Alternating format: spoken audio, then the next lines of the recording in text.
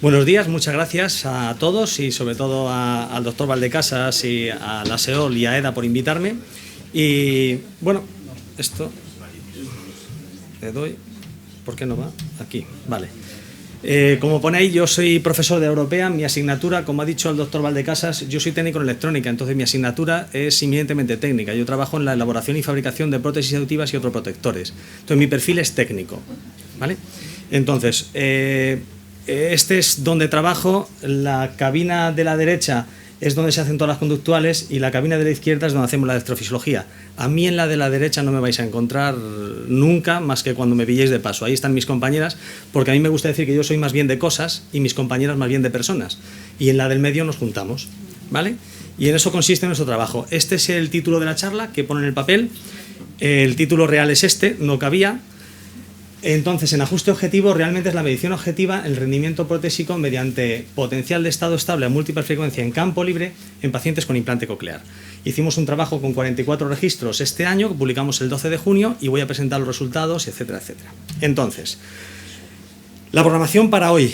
El doctor Valdecasas me dijo: Pablo, tenemos que hablar de adaptación pediátrica, de conectividad y de medición objetiva. Digo, ¿de cuál? Dice, de las tres. ¿Cuántas horas? 45 minutos. Pues es complicado. Entonces vamos a intentar resumir, porque sí que me precisó concretamente qué es lo que quería que hablara de cada cosita. Entonces, en adaptación pediátrica, que va a ser la parte inicial, lo que se me pidió fue hablar fundamentalmente de cuál es la forma que tiene que tener un audífono para trabajar con niños. Entonces, la forma es esta. Ya hemos terminado, Juan, esta parte. Para nosotros un audífono tiene que ser así. Y tiene que ser así, y me encantó esta página que encontré, un montón de audífonos donde la gente tiene una imaginación y una creatividad impresionante para hacer del audífono algo especial. No solamente una prótesis, en este caso es un ornamento como cualquier otra cosa. No íbamos a terminar aquí. Realmente el audífono retroauricular, para nosotros, en cualquiera de sus tamaños, medio, potente, superpotente, ultrapotente, es el candidato ideal para una adaptación protésica infantil. Un adaptador acústico a medida y un tubo acústico entre 2,8 y 3 milímetros de diámetro. Este es el estándar de una adaptación infantil. Hay distintos sistemas, hay distintos métodos, pero el que nosotros obtenemos un beneficio muy alto es este. ¿Por qué? Porque los audífonos retroauriculares contemplan todas sus partes electrónicas en una parte concreta.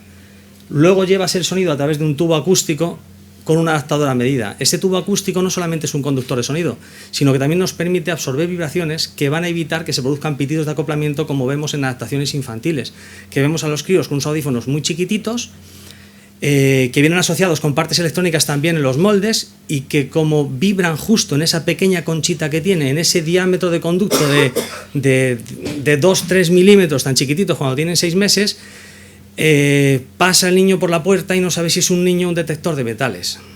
No para de pitar, no para de pitar. Y los papás te dicen que es algo habitual, no debería ser habitual. Cuando un audífono pita, el paciente no oye. No solamente no oye, el audífono se va a saturación y el resultado es malo, ¿vale?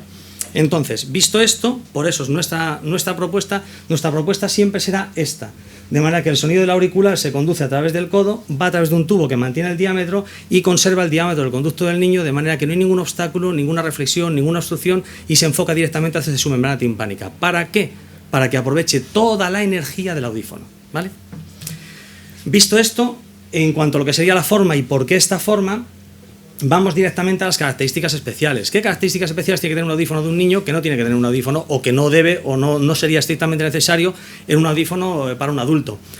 Pues evidentemente que el algoritmo de cálculo de ganancia sea pediátrico, que tenga posibilidad de adaptación codos pediátricos y codos mayores, porque el niño va a ir creciendo y crecen muy deprisa. Que tenga un bloqueo de portapilas para que el niño no lo abra, no se saque las baterías. Nosotros tenemos un crío muy gracioso que viene siempre sin pilas y no los quita él, se los quita su compañero de clase.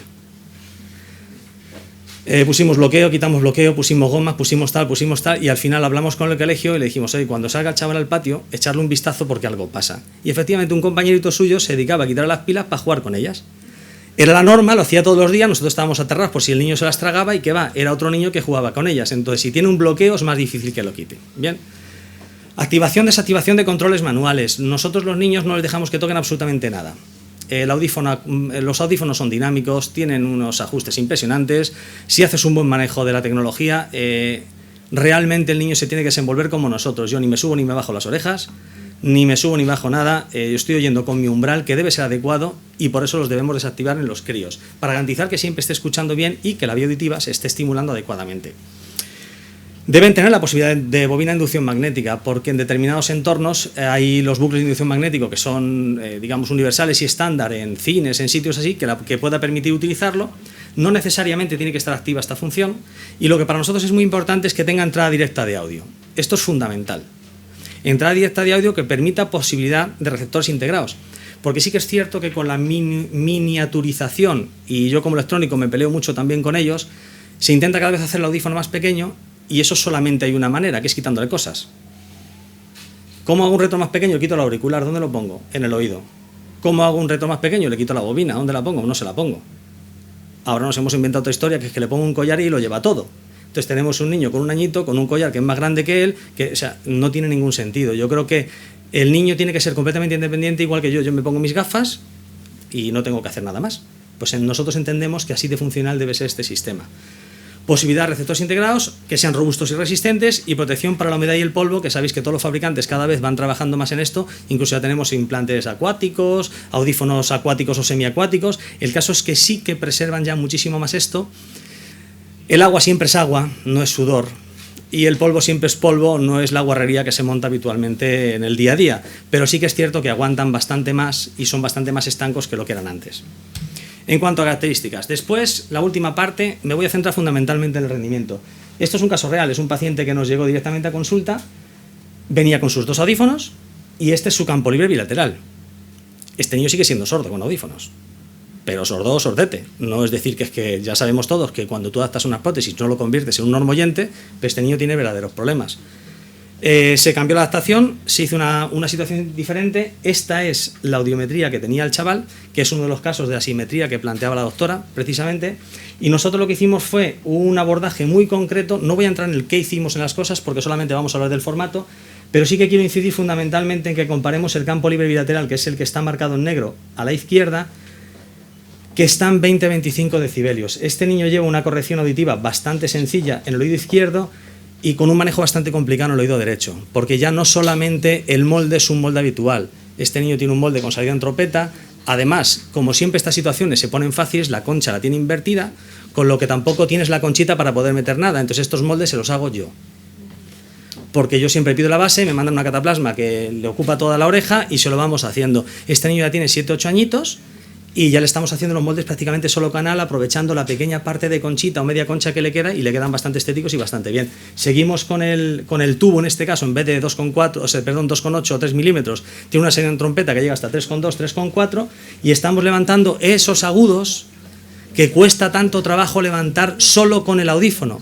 Estamos empleando técnicas que se utilizaban antiguamente con los audífonos analógicos para realzar esas frecuencias agudas que no había posibilidad por el espectro frecuencial que tenían.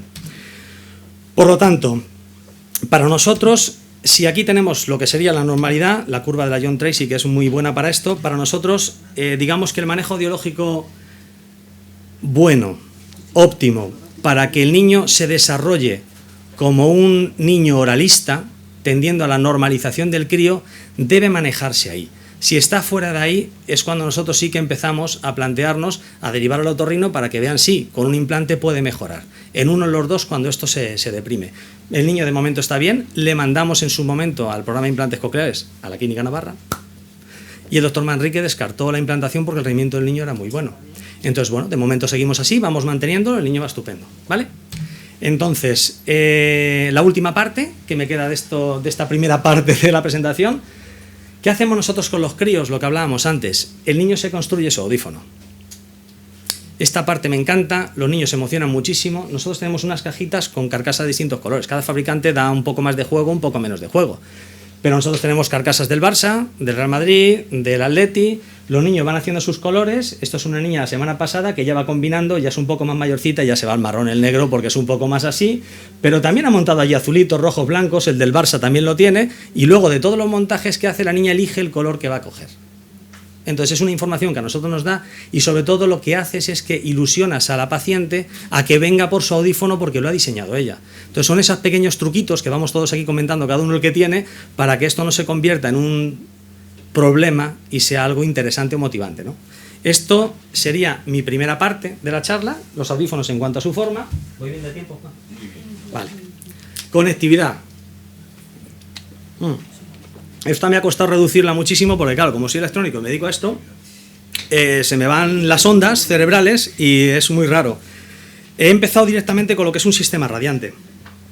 Para definir un poco, porque a mí me gusta mucho el anuncio de BMW de no es lo mismo conducir que conducir. En cuanto que no hay un cable, ya parece que hablamos de lo mismo. Y no es lo mismo, son cosas diferentes. Entonces vamos a ver una pequeña diferencia y luego vamos a ver cuál es el rendimiento que tiene. Un sistema radiante simplemente es un sistema a todo dispositivo capaz de producir una emisión de energía.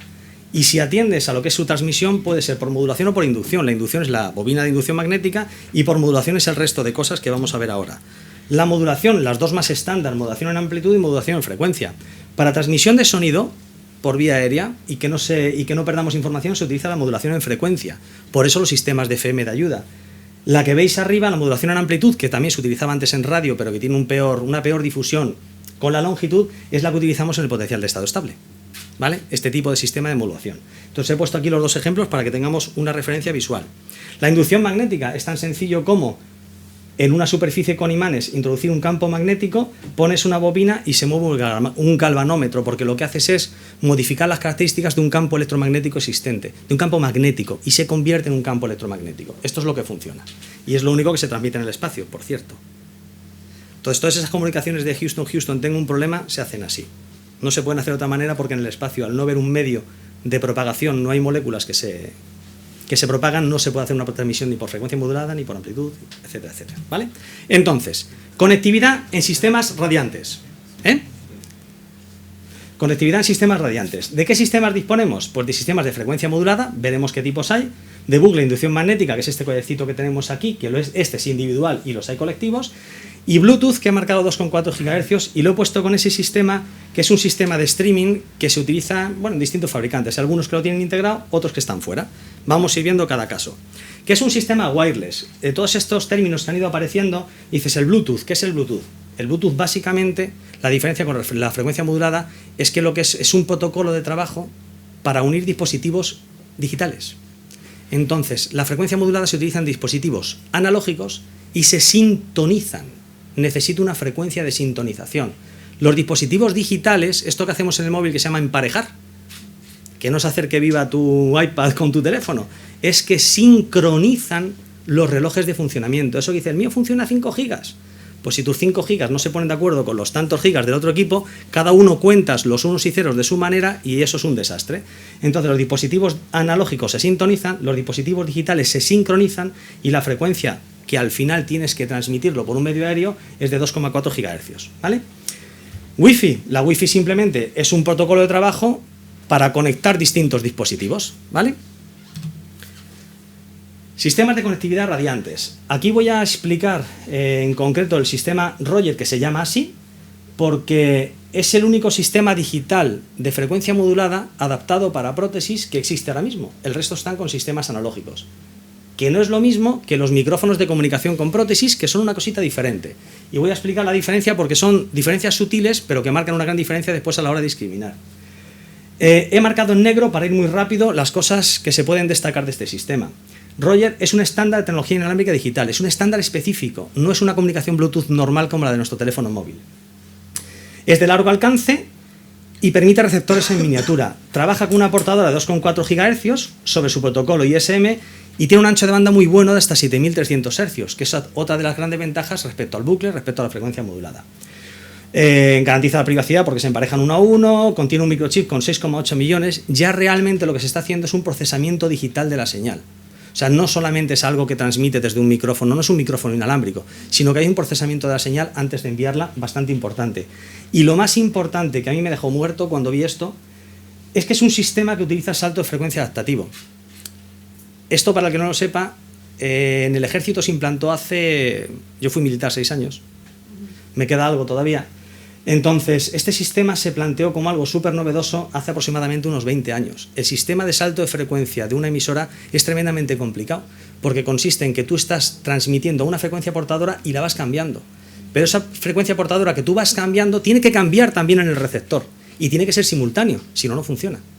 De manera que yo estoy a 2,4, si detecto que hay mucho tráfico, me desvío por la circunvalación y lo que hago es que me voy a 2,43, pero le tengo que decir al receptor que estoy ahí. Entonces hay un código de transferencia. Por esto digo que no todos los micrófonos inalámbricos son sistemas de comunicación de frecuencia modulada como este, porque lo que está garantizando siempre es un espacio aéreo sin tráfico para que no haya interferencias. Y además lo que hace el sistema es emitir toda esta información en distintos lotes, de manera que tú sueltas a todas las frecuencias el lote, lo único que haces es ir cambiando para que siempre garantices que lo que te llega sin cortes y continuo, ¿vale? Esta es la gran diferencia. Por eso oscila la frecuencia portadora entre 2,4 y hasta 2,4, 8, 3, 5 GHz, ¿vale? Bien, ahora vamos a ver unos estudios que comparan precisamente, yo no voy a comparar, hay una diapositiva, luego la vemos, de qué es lo que pasa si tiene la ayuda o no la tiene, sino que lo que vamos a comparar son las distintas ayudas. Entonces la doctora Linda, yo no sé decir eso, Tibodeu, hizo un estudio con 11 usuarios de audífonos de 15 a 78 años de edad para comparar los distintos sistemas de funcionamiento inalámbrico. Entonces, vemos aquí, Roger es el que hemos hablado antes, el Dynamic FM, todos son del mismo fabricante, para que no haya tampoco controversia, o sea que ellos mismos valoran su propio sistema. Roger es el sistema actual digital, Dynamic FM es el sistema analógico, pero con características de limpieza de señal y un dinamismo que hacía que la señal llegara mejor, y la FM tradicional es la que tienen la mayoría. Entonces, se va viendo cómo en la exposición a nivel del ruido, cuando el ruido está por debajo de unos 55 decibelios, los tres sistemas aproximadamente son iguales. A 60 decibelios de ruido también son iguales, el margen de la izquierda de discriminación. Y a medida que vamos aumentando el nivel de ruido, que un nivel de ruido en un aula, 65 decibelios o 70, es algo como muy normal, vemos cómo van cayendo estrepitosamente todos y el único que mantiene esta discriminación es este sistema, porque es un sistema digital que limpia el sonido, solamente mandamos la información que queremos. El doctor James Wolf de Oklahoma hizo también otro tipo de estudios, pero él los hizo directamente con implante coclear. Además, están muy bien porque pone expresamente el implante con el que lo ha hecho. Entonces, en este caso en particular, con un Nucleus 5, trabajó con Roger. MLXI es el Dynamic que veíamos antes, MLXS es el tradicional y sin frecuencia modulada es que simplemente lleva la corrección auditiva. Y volvemos a ver exactamente lo mismo. Sin la corrección auditiva, vemos en el primer caso que simplemente ya con ruido 65 decibelios de fondo, la discriminación baja estrepitosamente, y vamos viendo como el sistema actual sigue manteniendo relativamente una buena discriminación, que en este caso sería como un 50%. Si pasamos al Opus 2 de Medel, vemos que prácticamente es similar, se va repitiendo en todos. Este es un estudio del 2013, y este es con Harmony, donde vamos viendo que este estudio sí es con ayuda o sin ayuda, no compara sistemas. Y aquí vemos lo que comentábamos anteriormente en las distintas veces que se ha hablado de implantes. En cuanto que metemos ruido, la discriminación baja estrepitosamente. Por lo tanto, este sistema, aunque lo hemos adaptado ahora en niños, entendemos que también es muy válido para trabajar en adultos, ¿vale? Ventaja que tiene es que tiene una gama bastante completa. Yo he puesto estas tres fotos porque me parece además que el diseño es bastante bonito. En la parte derecha tenemos los transmisores y en la parte izquierda he puesto un ejemplo de receptor. Los transmisores son el de abajo, que es el Inspiro Roger, que en este caso en particular está indicado para pediatría, es más robusto, tiene más funciones, mayor alcance, 25-30 metros, está bastante bien. Y los otros dos sistemas son sistemas más indicados para adulto, que también se pueden utilizar como sistema domiciliario, porque estos dos dispositivos son las bases de carga de los dos transmisores, pero permiten la entrada de audio. Por lo tanto, lo puedes tener conectado a la televisión, a la Play, al iPad, a lo que tú quieras, y le está emitiendo directamente a esa pieza tan pequeña que es el receptor en miniatura. La parte de arriba está quitado, en el blanco está puesto, no se nota absolutamente nada, es increíble. Estos dos micrófonos que están aquí, que también son transmisores, una vez que tú te marchas de casa, si eres un adulto, puedes coger o bien el lapicerito o bien el otro, te lo llevas y sigues manteniendo el sistema. Por lo tanto, es un sistema tanto domiciliario como portátil y creo que está bastante interesante. Ventajas de un sistema digital. No hay necesidad de asignar canales, lo hemos visto antes, no hay necesidad de administrar canales para evitar interfrecuencias. Esto es en los colegios. Yo voy a coles a hacer mapas auditivos de radiofrecuencia para que puedan utilizar los 17 niños que tienen en el cole sus FM sin que estén escuchando a la profesora de al lado o a la de arriba, o cuando van con el logopeda que van a otro módulo resulta que están escuchando la clase y es un desastre. Entonces evitas todo este trabajo, que es un horror, porque además teníamos 8 frecuencias, creo que han vuelto a pasar, teníamos 11, hemos pasado otra vez a 8. Los usuarios pueden viajar libremente al extranjero. Esto no es que les dé un visado. Si tú vives en Cuba vas a tener problemas igualmente. Pero, ¿qué es lo que nos está permitiendo? Que esto es un protocolo estándar 2,4 GHz y la radiodifusión está regida por los ministerios de Interior de cada uno de los países. De manera que yo puedo estar utilizando una emisión a una frecuencia determinada, que aquí es la 12.700 y pico megahercios, para este tipo de sistema, me voy a Estados Unidos y estoy en la frecuencia de la policía. No lo puedo utilizar, debo desactivar todos estos sistemas. De hecho, tienes que garantizar de que tu sistema está trabajando para cada país, ¿vale? Hay fabricantes que te permiten cambiarlo y fabricantes que no te permiten cambiarlo, ¿vale? Entonces esto evita este problema. Se adapta directamente a las prótesis. Yo creo que esto es fundamental, sobre todo en críos, sin interface, ni collares, ni cosas raras, que es un desastre. Se rompen los cables ya.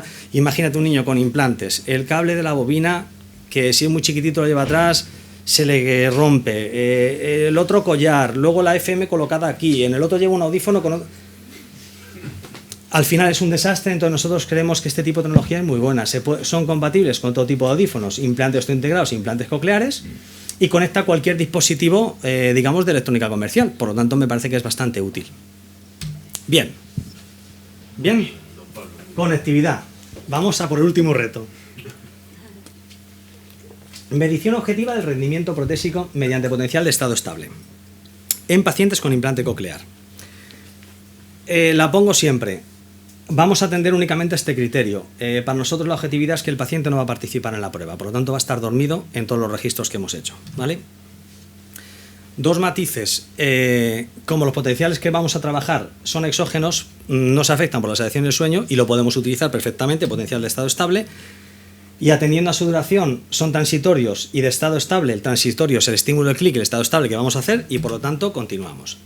Aquí lo que decimos es que este tipo de estímulo se acerca muchísimo a lo que podría ser un estímulo verbal. Entonces nos parece que para una electroaudiometría está muy bien, porque se acerca bastante al trabajo que hacemos nosotros en las conductuales, mis compañeras en la cabina de al lado.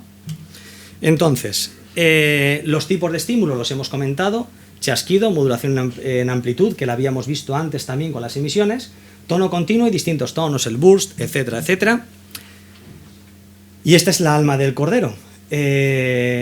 Lo único que hacemos con ese sistema, lo único y no sencillo, es pasar el registro, porque registramos en dominio del tiempo, al dominio de la frecuencia, para sacar la amplitud, la fase y el ruido. Esto lo hizo el señor Fourier, y en señales senoidales se utiliza transformada rápida porque se tiene una forma concreta y es muy sencilla de sacar.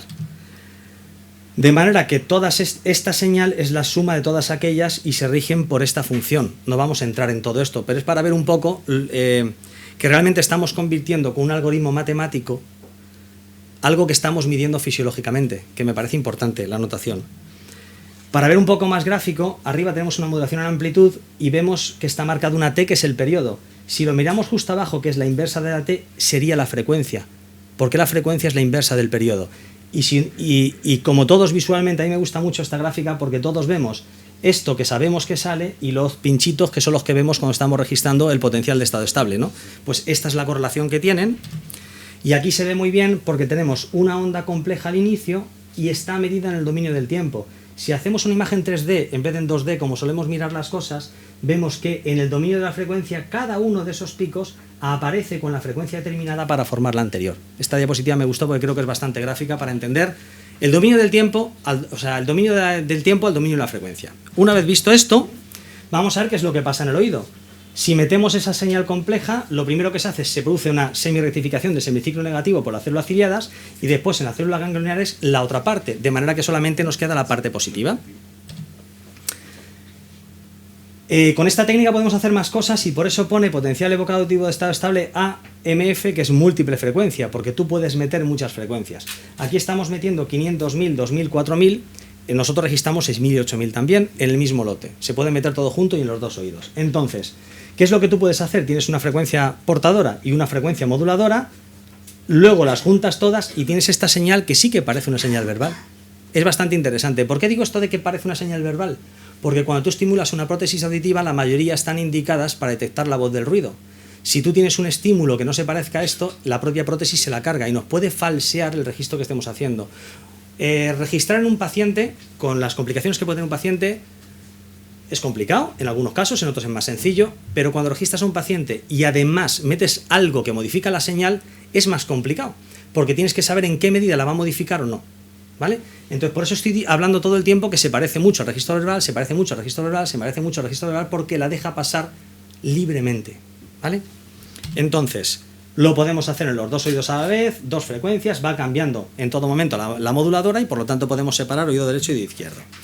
Entonces, ¿qué podemos realizar actualmente? Por vía aérea estamos registrando de 500 hasta 8000, por vía ósea estamos viendo la reserva coclear de 500 a 4000 y estamos haciendo campo libre para el beneficio objetivo de las prótesis, que aquí es donde vamos a incidir en esta parte. El registro, como hemos visto siempre, a un lado tenemos el estadígrafo matemático y al otro lado la representación gráfica del registro que vamos viendo. A mí me gusta muchísimo estar mirando aquí porque tú vas viendo si se está solapando el ruido, si no lo tienes, puedes prevenir si te va a salir no y si quieres seguir promediando o aumentas la intensidad, ¿vale? Este es el artículo que publicamos el 12 de junio de este año pasado y os voy a comentar qué es lo que hicimos y cómo salieron los resultados. Este es el registro que obtenemos en potencial de estado estable en campo libre y si aquí os fijáis sí que está la 6 y la 8000, aunque en la publicación cortamos en 4000, ¿vale? El registro espectrográfico es exactamente el mismo y el registro gráfico de electroaudiometría es exactamente el mismo que una representación electrométrica normal o un audiograma en el que estamos habituados a medir, ¿no? Lo hicimos en niños, 14 pacientes de entre 2 y 14 años.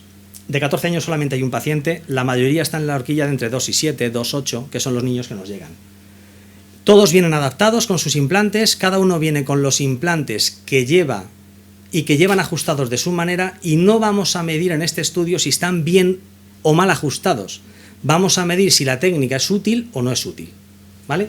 Entonces, hemos hecho estudios con sueño natural, oído derecho y oído izquierdo, ambos oídos, 44 registros. Cada registro tiene 8 medidas. 2 para cada 500, 1000, 2000 y 4000 en conductual y en electrofisiológico. Como podemos ver ahí, la división estándar es muy chiquitita en todas las frecuencias, tanto en electrofisiológico como en el conductual. Y si vemos aquí la medida de concordancia, nos está diciendo que prácticamente todos los puntos quedan dentro de las franjas de confianza, por decirlo de alguna manera. Vamos a ver un poquito, porque aquí se ve pequeño, ponemos al detalle, siempre sacamos la frecuencia de 1000 en este caso en particular, y vemos que todos los puntos quedan dentro de la banda de confianza, por lo tanto, en principio parece que el método concuerda. Sí que me comentó, este estudio está hecho, lo hemos hecho Pilar Calero, Pablo Arias, que soy yo, ha participado la doctora María del Carmen Hernández Cordero del Instituto de Neurociencias de Cuba y la doctora Pilar Zuluaga, que es la responsable de estadística de la Universidad Complutense de Madrid. Sí que es cierto que aunque no está en la publicación, la profesora Bartolomé nos insistió muchísimo y si no hubiese sido por ella, la otra, doctora, si no hubiese sido por ella, hubiese sido imposible que lo hubiéramos hecho, porque no sabéis la tenacidad que tiene y la persistencia. Sí, entonces... aquí vemos en detalle esto, vemos la recta de regresión, que parece que los puntos sí que se van acercando bastante y que están bastante juntitos, con lo que entendemos que se puede más o menos intuir que la cosa va bien, y si extraemos otra vez la frecuencia de 1000, vemos que los puntos están muy juntitos, ¿vale? Teniendo en cuenta que me dijo la doctora Pilar Zuluaga, me dijo, Pablo, tienes que decir que lo hemos hecho todo con variables continuas y realmente estáis haciendo saltos de 5 en 5. Por lo tanto, las desviaciones que tienes son mayores a lo que realmente sería. Entonces, bueno, pues esto es un poco, yo lo digo porque así me lo han transmitido que lo dijera. Esta gráfica me encanta. Le pedí a Pilar Zuluaga, digo, por favor, yo necesito entender todo esto para que un niño de 5 años lo entienda. Digo, porque a mí todos estos números me parecen muy bien, pero al final me confunden o pueden confundir a la gente. Entonces aquí tenemos para la frecuencia de 1000, en azul el umbral conductual y en rojo el umbral electrofisiológico. Por lo tanto, estos son los 44 registros a esa frecuencia. Si el punto rojo coincide con el punto azul, es que hemos obtenido el umbral conductual y el electrofisiológico exactamente a la misma intensidad. Si fijamos, hay muchos en este sentido. La diferencia que vemos, por ejemplo, en el siguiente punto es de 10 decibelios, de 30 a 40. El siguiente punto está de 20 a 25, o sea que realmente hay una diferencia de 5 decibelios, comparando con el umbral conductual de cada uno de los registros. Esta gráfica me encantó. Si vemos ahora lo mismo, pero puesto en números, clase 1 es cuando hay una diferencia de valor de 0 de diferencia, tenemos 23 registros de este valor, o sea que son exactamente iguales. Con una diferencia de 5 decibelios tenemos 13, con una diferencia de 10 decibelios tenemos 6 y tan solo uno con una diferencia de 15 decibelios. Si lo miramos en el porcentaje relativo de frecuencia, pues estamos viendo que de 0 a 5 de diferencia estamos teniendo 0 a 5 de diferencia absoluto, no de promedio. Luego veremos que el promedio disminuye, claro. Es un 83% de efectividad, por lo tanto estamos viendo que, o por lo menos intuíamos que la cosa parecía que estaba bien. Si lo vemos en un diagrama de quesitos, también para la frecuencia de 1000, vemos que entre el gris y el azul, que estarían marcando el 0 y el 5, prácticamente están la totalidad de los registros. Si metemos el de 10 decibelios, que es un 13-14% más, vemos que prácticamente todos están comprendidos ahí. Bien. Gráfico comparativo del umbral conductual y del umbral electrofisiológico. Esto sí es un gráfico comparativo de las medias por cada una de las frecuencias. Y si vemos la curva, o sea, tiene la misma tendencia tanto en uno como en otro, son prácticamente dos paralelas. Y fijaros el fondo de escala es de 20 a 35, porque si esto lo planteas en un fondo de escala normal se ven dos rayas, o sea, se ve una raya, se ve un borrón solamente. ¿Bien? Si seguimos adelante y sacamos el promedio, o sea, la diferencia media de los otros registros que hemos hecho, nos sale que las diferencias las tenemos entre 1 y 1,5 decibelios de promedio por frecuencia, en todos los registros. Entonces, como conclusión del estudio, planteamos que los presentes resultados demuestran que los potenciales evocados de estado estable a múltiples frecuencias son una técnica objetiva y de gran fiabilidad para evaluar umbrales auditivos en campo libre en pacientes con implante coclear. La utilidad clínica, en este caso de los potenciales de estado estable, permitiría obtener con gran fiabilidad esos umbrales auditivos en campo libre en pacientes portadores con distintas prótesis auditivas. Esta fue la conclusión que se planteó. Los potenciales de estado estable en múltiples frecuencias son de gran utilidad clínica, especialmente en esos pacientes que tenemos dificultades para explorar porque no colaboran. La importancia de obtener un valor objetivo en los umbrales facilita la precisión del ajuste de las prótesis auditivas. Todos sabemos que las pruebas conductuales ni sustituyen, ni las electrofisiológicas sustituyen a las conductuales, sino que son complementarias. Pero sí que es cierto que, sobre todo en estos pacientes que son que se valoran difícilmente, cuando tú obtienes un umbral electrofisiológico tonal muy concreto, al programador le da una información muy válida a la hora de hacer sus pequeños reajustes, que le refiere el logopeda de por qué no saca la S, si la saca, está funcionando de esta manera, confunde estos fonemas o confunde otros. Y de repente descubres que hay una de las frecuencias que tienes una bajada y que en un diagrama conductual, pues bueno, pues no ha sido tan fácil localizar, ¿vale? Y por último, finalmente, los potenciales evocados auditivos de estado estable a múltiples frecuencias en campo libre facilitan la obtención de la información necesaria para mejorar el rendimiento de las prótesis auditivas del paciente, siendo este pues el fin último de los que todos estamos hoy aquí. Y nada más tenía que decir hoy. Como un campeón, ¿el tiempo bien? No las tenía todas conmigo, que lo sepa. Gracias.